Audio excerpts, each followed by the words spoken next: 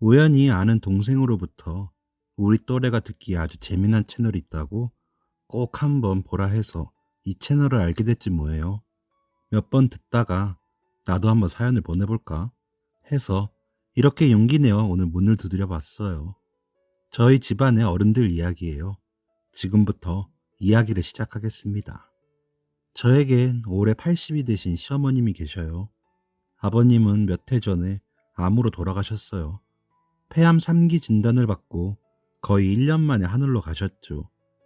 생전 담배를 입에도 대던 분이 아니었어서 저희에겐 꽤나 충격이었답니다. 저희가 이런데 어머님은 어떠셨겠어요? 두 분은 강원도에 있는 같은 마을에서 나고 자라 6.25 전쟁통에 부모님을 따라 같이 피난을 떠나 70년 평생을 함께 하셨어요. 2살 터울로 저의 어머님이 연상이시랍니다. 그때만 해도 오히려 연상을 더 며느리감으로 선호했다고 해요. 여자란 모름지기, 남자를 품어줄 수 있는 넉넉한 아량을 지녔어야 했다나요. 그런데 제가 시집와서 들어보니 저희 아버님, 이런 어머님을 놔두고 젊을 때 한참 여자께나 만나 어머니 속을 썩이고 다니셨더라고요. 여자 문제로 어머님 소가리가 이만저만이 아니셨대요.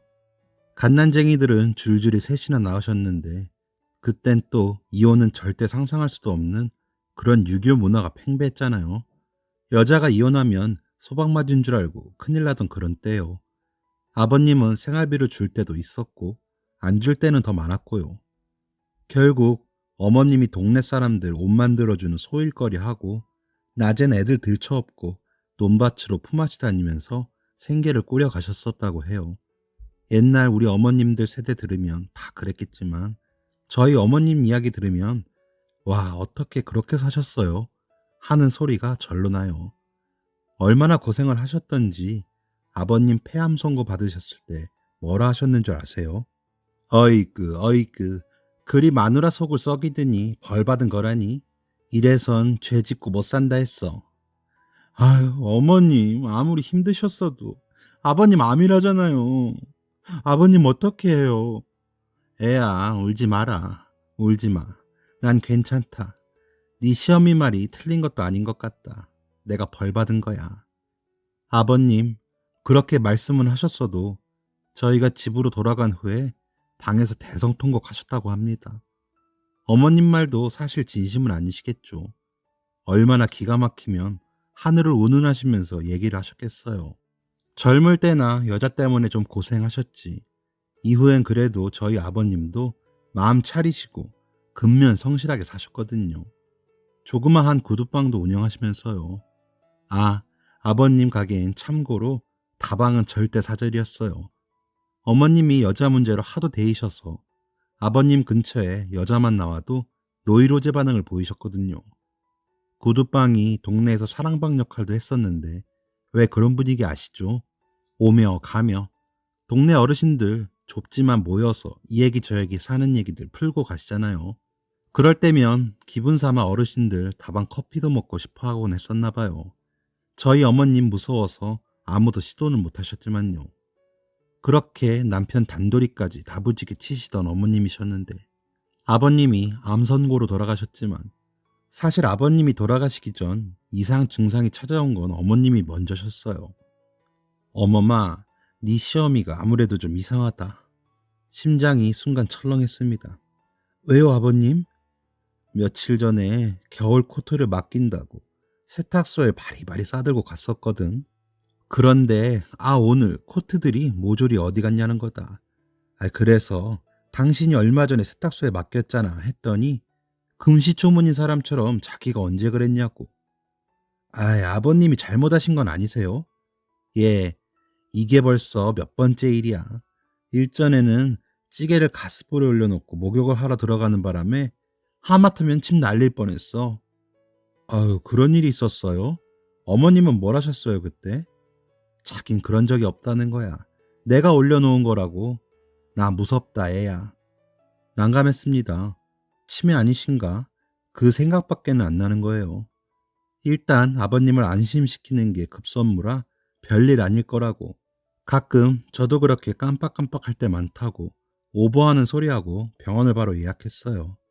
며칠 뒤 큰 대학병원을 갔죠. 그런데 의사로부터 나온 소리는 뜻밖이었습니다. 사실 지금 어머님은 경계성 지능장애를 겪고 있습니다. 네? 그게 무슨 말씀이세요? 경계성 지능장애라니요? 모르셨어요? 이게 선천적인 것도 있지만 가난한 양육 환경에서 어렸을 때 이미 발병이 돼서 진행되는 후천적인 요인도 크거든요. 어머님 연세로 봐서는 분명 이상 증상이 나타나셨을 텐데 병원을 안 가셨던 것 같아요. 치매는 아니고요. 경계성 지능장애로 분류되는 분입니다.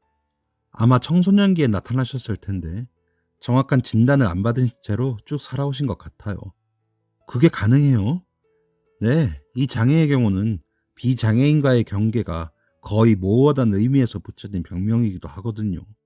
그래서 다소 행동이 느리거나 말이 어눌하거나 하는 걸 남들과 좀 다르구나 정도로 인식할 수 있어요. 성인이 된 후에 당사자 역시 학습된 것이 있기 때문에 큰 사고가 아니고서는 도드라지지가 않거든요. 그래서 아동기 때 진단들이 많이 떨어져요. 전혀 몰랐어요. 생각도 못했고요. 어렸을 때 그냥 고생만 하셨다 했지. 저희랑 생활하는데도 그때 의사가 제 말을 잘랐습니다. 어린아이 같은 때 없으셨어요?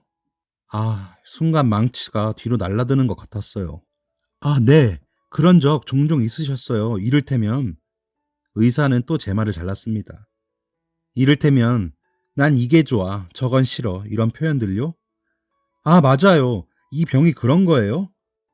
경계성 지능장애는 정상인처럼 일상생활이 가능하기 때문에 병이라고 명명하지 않습니다. 그냥 일반인과의 경계에서 지능이 다소 떨어지는 거라고 이해하시면 되세요. 그렇습니다. 꽃무늬 치마를 좋아하시고 식사를 하실 땐 꼭 목에 레이스 턱받이를 하곤 하셨던 어머님의 모습은 고생한 분 같지 않게 그저 천진한 것이 아니었더라고요. 그 이름도 생소한, 하지만 장애 판명은 또 아니라는 듣기도 애매한 경계성 지능장애였습니다. 나 뭐래? 치매래? 소보루빵이 먹고 싶네. 빵집 가자, 응? 이제야 어머님의 말에 어딘지 맥락이 없다는 것도, 애 같은 발음도 귀에 너무 잘 들리고 보이는 거예요. 그저 억척스럽게 살림도 잘하시는 소녀 같은 분이라고만 생각했지. 집에 와서 저는 컴퓨터를 켜고 남편이 퇴근 전 얼른 뭘 해야 하는지부터 검색해봤습니다. 어머님께 내가 어떤 도움이 되어야 하는가 정보를 좀 찾아봐야겠다는 심산이었죠. 지적장애는 아니나 낮은 지능을 갖고 있는 것을 말한다. 쉽게 말해 장애인과 정상인의 중간을 말하며 완전한 장애인 판정을 받은 만큼은 아니지만 정상인보다 지적 활동에 다소 문제가 있다는 것을 말한다. 따라서 정상인과 같은 평범한 생활을 하기가 어렵고 자기만의 세계에 갇혀 있거나 특이한 성격과 특징을 나타낸다. 마지막은 아닌데. 정말 그랬거든요. 저희 어머님은 일상생활에선 전혀 지장이 없는 모습이었어요. 아버님과 먼저 이 사실에 대해 통화를 하고 의사 선생님께 들은 이야기를 해드렸어요. 에휴, 아이고. 아버님, 제 얘기 듣고 계세요? 그래, 들었다. 그렇게 심각한 편도 아니고 관리만 잘하면 된다나 봐요. 너희 어머니 병원 한번 맘 편히 가본 적 없을 거다. 나 때문이야. 아버님, 그런 말씀이 어딨어요. 병이 왜 누구 때문이에요? 미안하고 고맙다. 같이 가줘서. 쉬어라. 끊자. 아버님이 생각이 많아지신 것 같았습니다. 저까지 왠지 먹먹해지더라고요. 그때 남편이 돌아왔습니다. 왔어? 왜 그래 또? 뭘 왜 그래 또야. 난 뭐 이럴 때 없냐? 참, 미안. 뭔 일 있었어? 어머님. 어머님이 왜? 오늘도 뭐 깜빡하셨대? 맞다. 오늘 병원 간다 하지 않았나? 참 빨리 물어본다. 야, 내가 노느라 그랬냐? 그럼 난 노냐? 그래. 내가 또 말 잘못했다. 뭐래 병원에서? 뭐 치매래? 요즘 치매도 조기에만 발견하면 관리할 수 있대. 너무 심각하게 하지 말자. 응? 에휴, 아들까지 몰랐다니. 너희 어머니 경계성 지능장애래. 그것도 수십 년에 걸쳐 진행돼 온. 이상한 거 몰랐어? 너 클 때도 눈치 못 챘냐? 경계성 지능장애가 뭐야? 지적장애 뭐 그런 거야? 동갑인 남편이 한심해 보이면서 이상하게 화가 나서 말이 곱게 나가지가 않는 거예요. 이 사람 잘못도 아닌데. 당신, 너니마, 너 영화 포레스트 검프 봤지? 그 뭐냐, 톰 행크스가 뜀박질하는 영화? 그래, 어머님은 뜀박질은 하진 않지만 톰 행크스 같은 상태라고 한다. 뇌가. 야, 말이 돼? 엄마는 일상생활에 아무 문제가 없어 왔어. 이 장애가 경계가 아주 모호해서 붙여진 이름이란다. 그래서 어렸을 적이 그나마 크게 도드라지는데 그때 발견하지 못하면 그냥 그런 사람인가 보다 하고 사라지기도 하는 그런 거란다. 알아들어? 사실 남편만큼 자기 엄마를 사랑하는 사람도 없거든요. 엄청 효자예요. 엄마가 자기들 때문에 고생을 무지 많이 했다고. 엄마처럼 착한 사람이랑 결혼할 거라고. 제가 그런 여자였다나 뭐라나.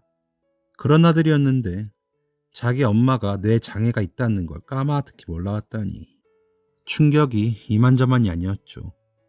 저희 그이 퇴근만 하면 집에 틀어박혀 며칠을 울면서 술로 샜어요. 제 앞에서는 그렇게 말해놓고도 남편으로선 받아들이기가 아팠나 봐요. 엄마가 좀 남다른 성격이야 하는 건 있었지만 그게 그런 걸 줄 모르고 엄마한테 병원 한번 가자고 말도 못했다면서 어찌나 자책하며 아파하던지요. 그거대로 달래느냐고 정말. 에휴, 남자는 천상 A인 것 같아요. 죽을 병도 아니고 그렇다고 장애 판정을 받는 병도 아니고 지능이 다소 떨어진다는 것뿐인데 그러더라고요. 이건 가족들이 알아서 위험하지 않게 보호해주고 하면 된다 했거든요. 어머님의 상태를 너무 늦게 알게 된 건 자식된 도리로서 죄스러운 일이지만 삶에 전혀 문제될 일은 아니니까요. 오히려 저는 이 일로 어머니를 더 사랑하게 되었지요. 그 모진 세월을 혼자 견뎌내셨다는 것도 여자로서 얼마나 힘겨웠을까. 내 나이보다도 훨씬 어렸을 적에 시집을 가서 애들 들쳐업고 먹고 사셨다는 것만도 저는 어머님이 같은 여자로서 너무 가여웠거든요. 더욱이 어린 시절 잘 못 먹고 양육받지 못하면 후천적으로 발병되는 거라고도 하니까 어머님이 더욱 애틋해졌습니다. 어머님만 빼고 비밀을 공유한 아버님, 남편, 그리고 저. 우리 세 사람은 어머님에게 최선으로 잘해주자 다짐했죠. 그렇게 여행도 동반으로 함께 다니고 했어요. 그런데 신의 장난인지 어머님은 벌 받은 거라 하셨지만 가족 분위기가 옛날보다 더 좋아졌을 때 아버님이 암 선고를 받으셨던 거예요. 그리곤 딱 1년 사시고 떠나신 거죠. 어머님이 말은 아버님께 서운하게 하셨지만 항암 치료로 거의 20kg이나 빠지신 아버님을 먹이고 씻기고 옷 갈아입히고 옆에서 수발 다 드신 분이 저희 어머님이세요. 어느 날은 어머님 집에 갔더니 두 분이서 손을 꼭 잡고 울고 계시더라고요. 저희 앞에선 늘 괜찮다고 너희 살 거나 챙기라고 아무렇지 않게 행동하시던 두 분이었는데 정작 무서워하고 계셨던 거예요. 어머님은 아버님이 떠나실까봐, 아버님은 어머님이 자기로 인해 더 아파질까봐. 그 장면을 보니 며느리로서 제가 너무 부족하고 부모님 속을 몰랐구나 라는 생각이 들면서 차마 들어가지 못한 채 그대로 돌아 나와 친정으로 갔습니다.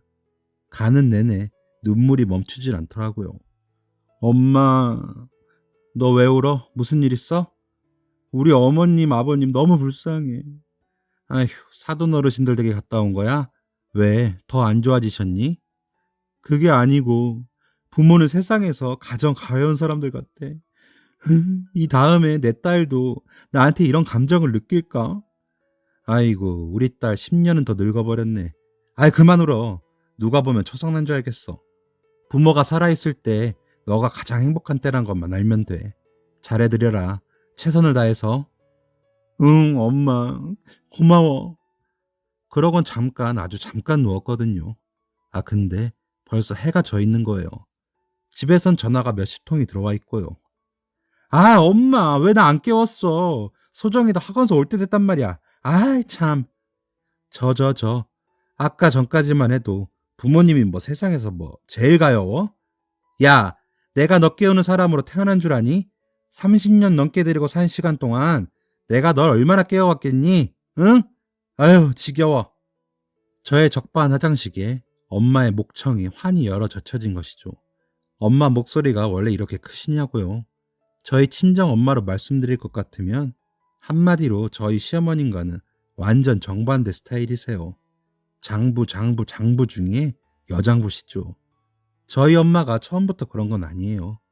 시어머님처럼 저희 엄마도 저를 포함해 위로 하나 아래로 하나 애셋을 낳으셨죠. 아빠가 막내 동생 100일도 못 보고 돌아가셨거든요.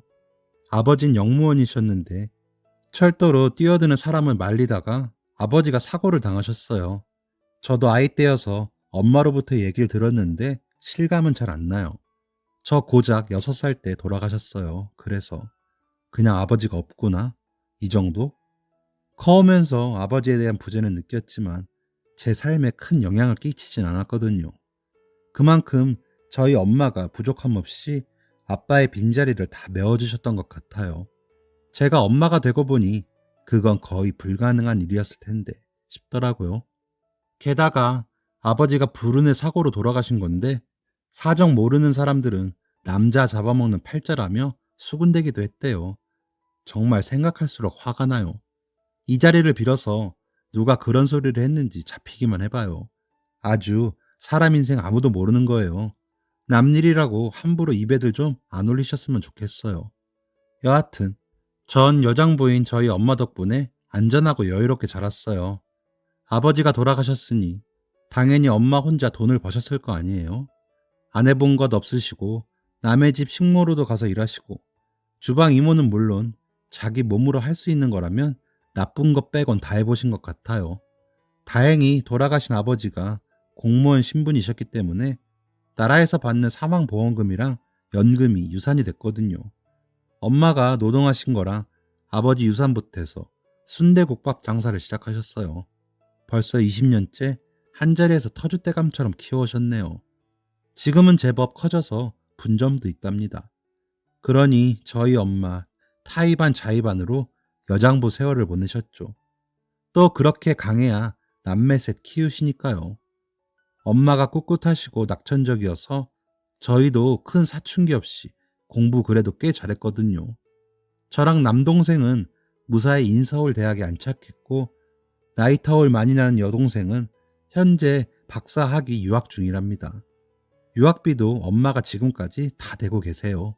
순대국밥이 잘 되면서 하고 있는 시장에서 괜찮은 몫에 조그만 반찬 가게랑 식재료 되는 슈퍼를 또 오픈하셨거든요. 정말 대단하시죠. 개인적으로는 여걸이라 존경스럽고 자식으로선 또 짠하기도 하고 그래도 자랑스러운 게 더 커요.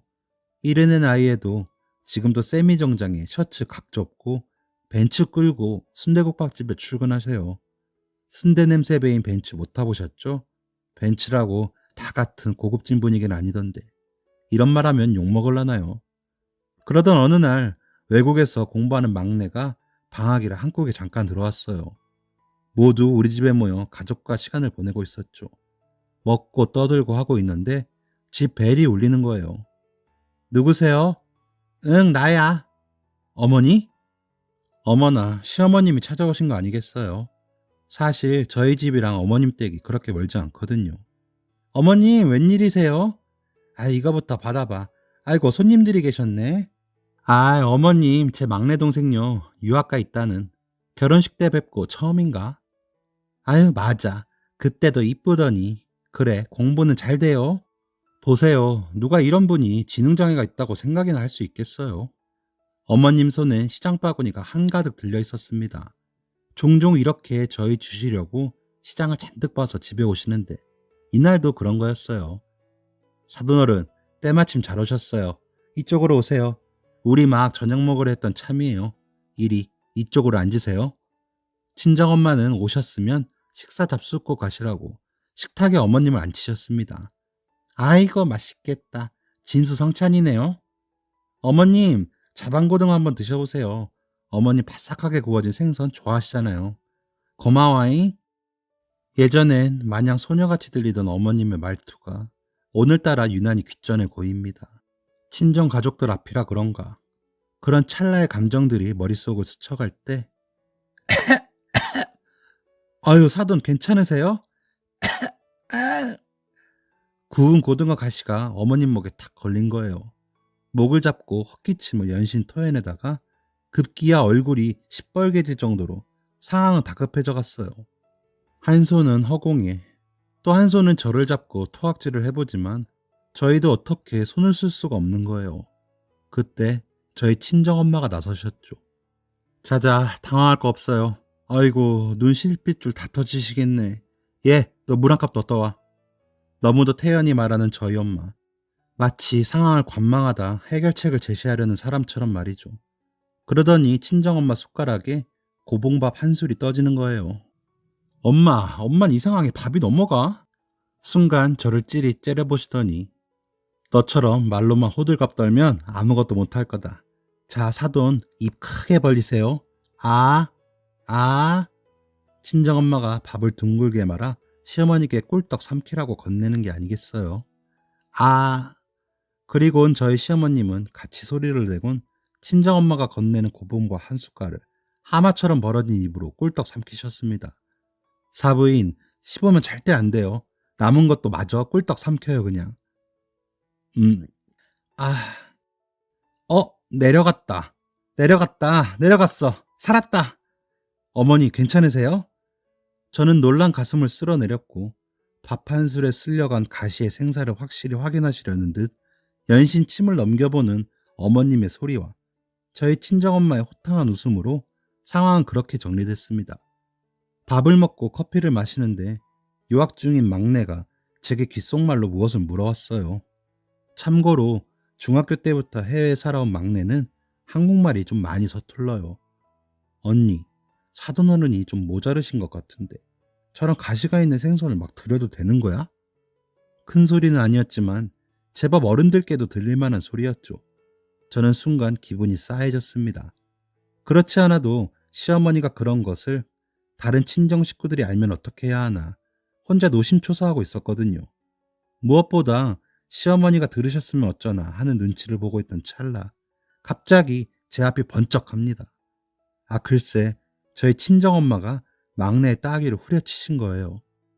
그러면서 막내를 일으켜서 90도로 인사를 하라며 사과를 시키는 거 아니겠습니까? 내가 너를 이따위로 가르쳤어? 어디 어른한테 버르장머리 없는 말이야? 엄마, 지금 뭐 하시는 거예요, 시어머님 앞에서? 저는 놀라서 엄마한테 소리쳤죠. 그런데 저희 엄마는 이런 저는 아랑곳 않고 벌떡 일어나셔서 저희 시어머님께 허리 굽혀 사과를 하셨습니다. 사부인, 죄송합니다. 제가 가정교육을 엉망으로 시켰습니다. 죄송합니다. 연거푸 사과하신 엄마와는 달리 시어머니는 무슨 상황인지 어리둥절하기만 한 표정이었습니다. 아니, 왜 막내 사돈을 때리는 거예요?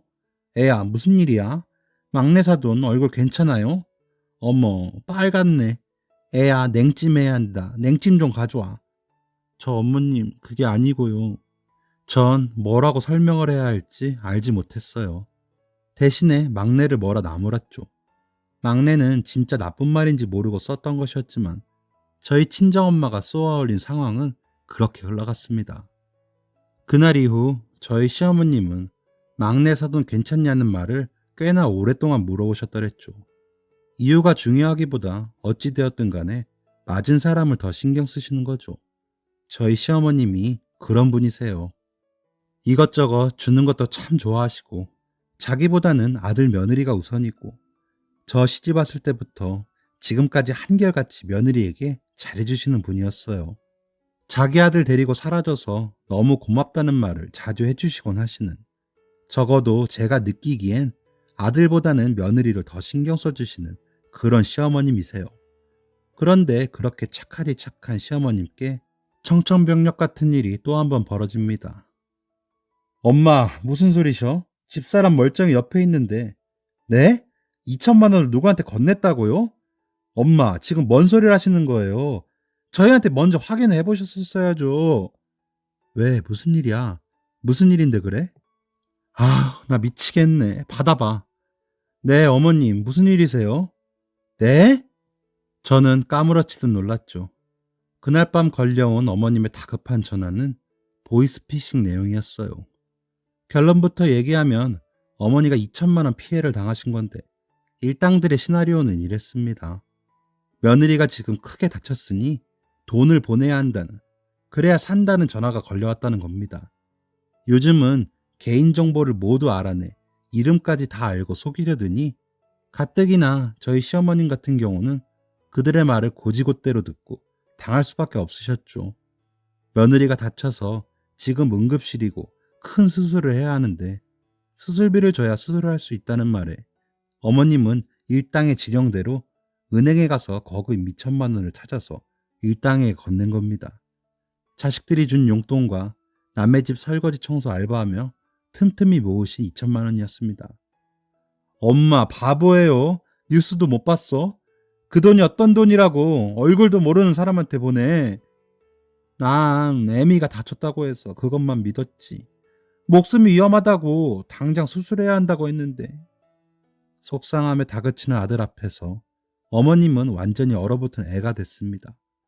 며느리 다쳤다는 소리만 듣고 제정신이 아니셨던 거죠. 그런데 말이에요. 저희 어머님 그 상황 속에서 이런 말을 하시는 겁니다. 애미만 무사하면 됐어. 그 한마디를 남기시고는 슬픈 표정으로 방으로 돌아 들어가셨어요. 그렇게 어머님은 한 달 가까이 몸져 눕게 되셨고 그동안 아이 같던 말투는 이제 누가 봐도 어눌하게 변한 상태가 악화돼 가셨습니다. 겉으론 큰 표현은 안 했지만 정말 큰 충격을 받으셨던 거죠. 저는 이 사실을 친정엄마께 얘기 드렸어요. 시간이 가면서 저 또한 답답함과 속상함이 감정으로 쌓아가던 무렵이었거든요. 하소연할 때가 필요했죠. 그리고 며칠 후, 야, 너 집에 좀 들러. 왜요, 엄마? 와, 보면 알아. 다짜고짜 집에 들르라는 소리에 겁부터 덜컥 났어요. 저만 그런가요? 나이 들고 가장 무서운 전화가 부모님한테 걸려온 전화인 거. 혹시나 무슨 일이 났을까 하는 염려 앞서서요. 서둘러 친정으로 달렸습니다. 엄마, 무슨 일 있어요? 역시나 도착하자마자 꺼낸 제 말에 엄마는 두꺼운 봉투 하나를 내미시는 거예요. 이게 뭐야? 나 용돈 주려고? 네 용돈을 내가 왜 줘? 네 서방한테 타야지. 그럼 이건 뭐야? 뭔 돈이 이렇게나 많아? 3천만 원이야. 사돈 어르신 가져다 줘. 우리 시어머님? 엄마가 왜? 내가 나이 먹고 이렇게 살다 보니까 다 필요 없더라. 내 몸 하나 건강하고 가족들이랑 만난 거 먹고 즐겁게 시간 보내다 가야지 이런 생각이 들어. 그러니 그깟 돈이 뭐길래 사람을 몸져 눕기까지 만드니. 그 나쁜 놈들 경찰이 붙잡아서 돈 돌려받다고 그러면서 어서 하루라도 빨리 기운 차리게 해드려라. 엄마, 어떻게 그런 생각을 했어? 그렇다 하더라도 이건 너무 많잖아. 시어머님이 당한 건 2천만 원인데 1천만 원은 그놈들한테 보상금식으로 받은 거라 해. 벌금처럼. 손이 발이 될 정도로 싹싹 빌었다고. 시어머니 잘못 아니라고 이 말 꼭 달고. 전 아마 죽었다 깨어나도 저희 엄마를 쫓아가지 못할 거예요. 일단 그럴 돈도 없고요. 어떻게 거기까지 생각이 미칠 수 있는 건지. 저는 친정엄마가 주신 3천만 원을 가지고 곧장 시어머니께 향했습니다. 가는 길이 왜 그리 평소와 달리 보이던지요. 눈물이 제 눈으로 고랑을 내고 있었습니다. 어머님 집 앞에 다다랐고 저는 소매로 눈물을 훔치고 현관문을 열며 평소보다도 더 씩씩하게 외쳤습니다. 어머님, 그놈들 잡았어요. 돈도 찾았고요. 몇 주간 굳게 닫혀있던 안방문이 벌컥 열리며 시어머니가 한달음에 달려나오셨습니다. 정말이야? 그 나쁜 놈들 잡았어? 그 거짓말쟁이들을? 네, 어머니. 저 지금 경찰서 다녀오는 길이에요. 돈도 돌려받았고요. 여긴 어머님이 그놈들한테 주셨던 2천만 원. 그리고 이거는 어머니 마음 아프게 한 죄로 1천만 원 벌금으로 더 받아왔어요. 시어머니는 아무 말 없이 닭똥 같은 눈물을 봉투 위로 떨구셨습니다. 퇴근한 남편이 이 이야기를 듣고 친정으로 달려갔습니다. 들어가자마자 장모님 하면서 친정엄마 손을 붙잡고 엉엉 울더군요. 엄마라는 단어만 들어도 눈물부터 고이는 남편이지만 그날은 저도 정말 많이 울었네요.